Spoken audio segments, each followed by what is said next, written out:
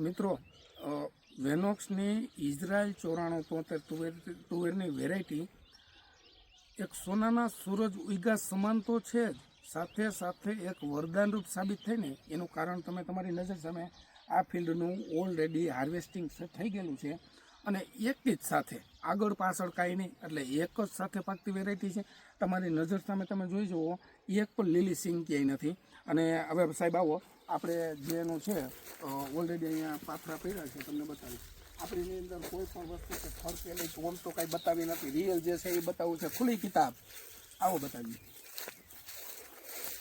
કે આપણે કહીએ ને લોથા, એ તમે જુઓ આ લોથા આપણે ક્યાંય બતાવવું જ નથી ભાઈ, હાથી નથી અડાડવા. લોથા બતાવો, નજીક આવો, નજીક આવો, જોઈ લ્યો લોથા. અને આ બાજુ આવો, આ બાજુ આવો, એટલે આપણે કાંઈ ગોતીને કાંઈ છે નહીં, ઉપર રહી લેજો ભાઈ. લોથા બતાવો,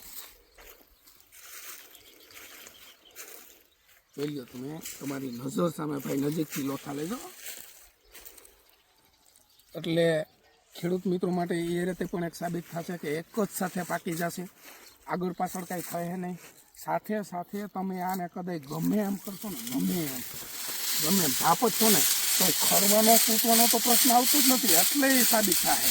અને બજાર ભાવ તો 110% ફાઇનલ આવવાના છે. હીરા છે આપણી પાસે, તુવેર નથી ભાઈ, હીરાનું વાવેતર કર્યું છે. એનું હીરાનું જોઈ લ્યો તમે, કારણ કે ડાય આપણે બનાવીને તો એમાંય થોડો ઘણો ફેરફાર આમાં નથી.